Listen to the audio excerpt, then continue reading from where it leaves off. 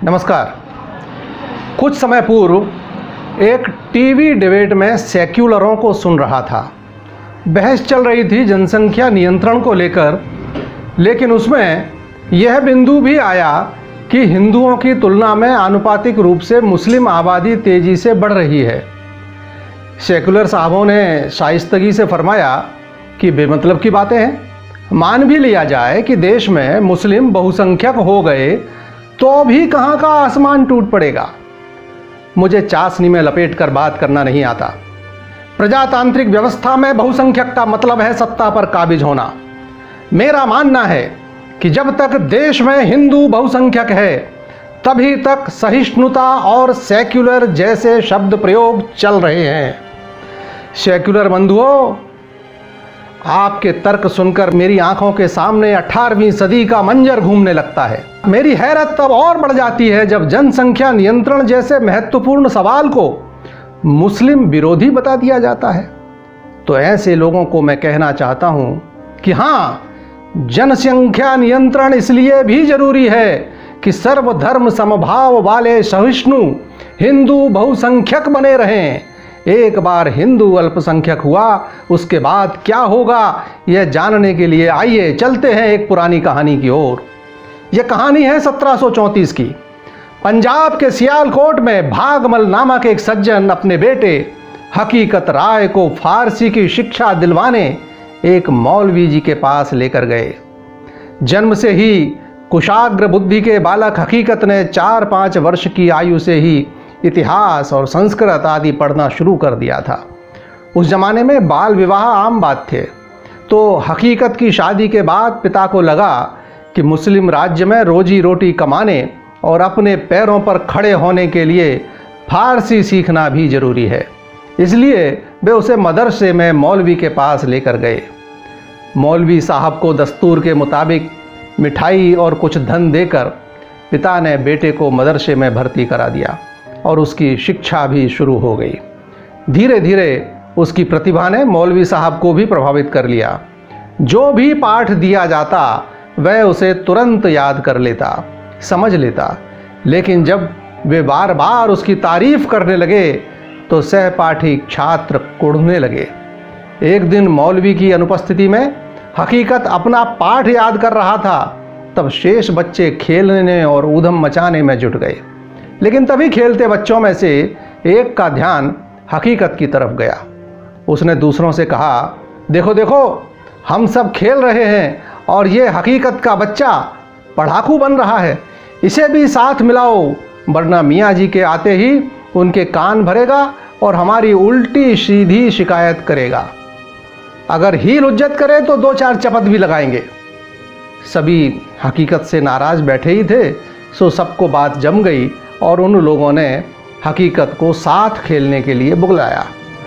हकीकत के मना करने पर सब लोग उससे हाथ पकड़कर खींचने लगे। हकीकत ने झल्ला कर कहा, देखो मुझे तंग मत करो, वरना दुर्गा भवानी की कसम मैं मुल्ला जी से जरूर तुम्हारी शिकायत करूंगा। यह एक शब्द दुर्गा भवानी की कसम उसे बहुत भारी पड़ गया। कुछ लड़कों ने दुर्गा जी को लेकर अनाप शनाप गाली गलौज देना शुरू कर दिया। हकीकत ने उन्हें टोका, देखो मुझसे झगड़ा करना है तो करो, मुझे मारो पीटो, लेकिन हमारे देवी देवताओं को तो गालियां देने का क्या मतलब है। लेकिन जब लड़के नहीं माने और अब शब्दों की मानो बाढ़ ही आ गई, तब हकीकत राय ने भी तुर्की बतुर्की जवाब देते हुए कहा कि जो बातें तुम लोग दुर्गा भवानी के लिए कह रहे हो, जो अल्फाज दुर्गा जी के लिए बोल रहे हो, वही सब अपनी फातिमा के लिए भी समझ लो। और उसके बाद बच्चों का यह छोटा सा वाद विवाद देखते ही देखते कितना बढ़ गया, यह पढ़कर सुनकर ही हैरत होती है। मौलवी साहब के आते ही लड़कों ने इकट्ठे होकर हकीकत की शिकायत की। सुनते ही मुल्ला जी पूर्व में की गई हकीकत की सभी तारीफें भूल गए। उसकी जो पिटाई दूसरे लड़कों ने की थी वह कोई मुद्दा ही नहीं समझा गया। उन्हें याद रहा तो केवल यह कि एक काफिर लड़के ने रसूल जादी के खिलाफ अपशब्द निकाले हैं। ईश निंदा कानून जैसे शब्दों की उस जमाने में ज़रूरत ही कहाँ थी। दुर्गा जी को क्या कहा गया, कौन पूछने वाला था। आनन फानन में मौलवी साहब ने हकीकत राय को शहर काजी के सामने पेश कर दिया। सारे झमेले की बात सुनकर हकीकत के परिजन भी वहां पहुंच गए। इन सब द्वारा लाख सही बात बताने के बाद भी काजी ने उनकी एक न सुनी और निर्णय सुनाया कि शरीयत के अनुसार इसके लिए मृत्युदंड है, या तो बालक मुसलमान बन जाए अन्यथा इसका सर कलम कर दिया जाए। काजी का गुस्सा इतने पर ही नहीं थमा, उसने माता पिता व सगे संबंधियों को भी इसके लिए कसूरवार मान लिया। एक गुस्ताख लड़के को जन्म देना क्या कम था। इन काफिरों की इतनी हिम्मत कि उसके बचाव में मेरे सामने आकर बहस की। डाल दो इन लोगों को भी जेल की काल कोठरी में। घर में हकीकत की मां कोरा का रो रो कर बुरा हाल था।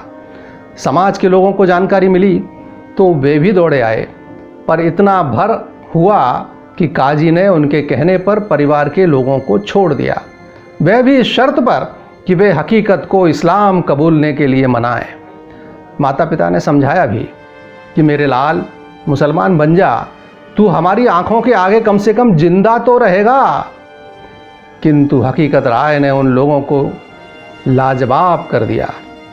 उसने काजी से मुखातिब होकर पूछा, जनाब क्या इस्लाम कबूल करने के बाद मुझे मरना नहीं पड़ेगा? काजी ने कहा, बेशक। हकीकत ने अपनी बात और स्पष्ट की, क्या कभी नहीं मरूंगा? काजी की समझ में अब जाकर आया। उसने कहा, क्या मूर्खतापूर्ण बाहियात सवाल है? जो पैदा हुआ है एक ना एक दिन उसे मरना तो पड़ेगा ही। हकीकत हंस पड़ा। कोई परवाह नहीं जान रहे या न रहे, 4 दिन दुनिया में मेहमान रहे न रहे, मुसलमान हो भी गया मरना तो फिर भी होगा, काजी तू और तेरे बच्चे सदा धरती पे आबाद रहे। अपने निश्चय पर उसे अडिग देखकर काजी ने कहा कि ये सब बातें तू तभी तक कर रहा है जब तक तूने जल्लाद और उसके हाथ में पकड़ी तलवार नहीं देखी। सारी शेखी निकल जाएगी उसे देखते ही। डाल दो तब तक के लिए इस नाफरमान को हवालात में। स्वाभाविक ही बच्चों के साधारण झगड़े को दिया गया यह रूप तत्कालीन हिंदू समाज को झकझोर गया और इस असंतोष की गूंज सियालकोट के हाकिम अमीर बेग तक भी पहुंची और उसके मार्फत लाहौर के नाजिम तक। सारे हिंदू समाज की दरख्वास्त पर नाजिम ने हकीकत को नामचीन लोगों की जमानत पर जेल से रिहा कर दिया। फिर वही हुआ जिसे हम आज भी छोटे बड़े रूप में गाहे बगाहे देखते रहते हैं। शुक्रवार की नमाज के बाद तकरीरें हुई और लाहौर गरमा गया और नतीजा वही निकला, ढाक के 3 पात। या तो हकीकत इस्लाम कबूल करे या फिर मौत को गले लगाए। और फिर सन 1734 की वह बसंत पंचमी भी आई। वध स्थल पर इतनी कम उम्र के बच्चे पर तलवार उठाते एक बार की जल्लाद की आंखें भी डबडबा गईं। लेकिन सरकारी मुलाजिम था, हुक्म की तामील तो करनी ही थी। हकीकत राय धर्म पर बलिदान हो गया। बसंत जब भी आता है खिलती हुई कलियां मानो पूछती हैं, उस नन्ही कली को मसला गया आखिर उसका कसूर क्या था। अगर वह कसूरवार था तो दुर्गा माँ को गालियां देने वाले बच्चे कसूरवार क्यों नहीं थे? जिस समय हकीकत राय का बलिदान हुआ उसकी 9 वर्षीय पत्नी लक्ष्मी भी बटाला में चिता सजाकर सती हो गई।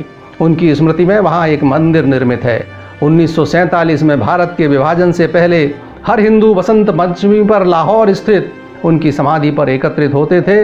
विभाजन के बाद उनकी एक समाधि प्रतीकात्मक रूप से होशियारपुर जिले के ब्योली के बाबा भंडारी में निर्मित की गई है, जहां बसंत पंचमी को हकीकत राय को श्रद्धा सुमन समर्पित किए जाते हैं।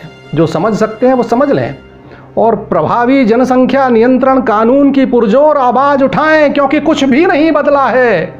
16वीं सदी से लेकर आज की 20वीं सदी तक, सियालकोट से लेकर कश्मीर तक, जब तक ये मानसिकता नहीं बदलती तब तक समस्याएं सर उठाती रहेंगी।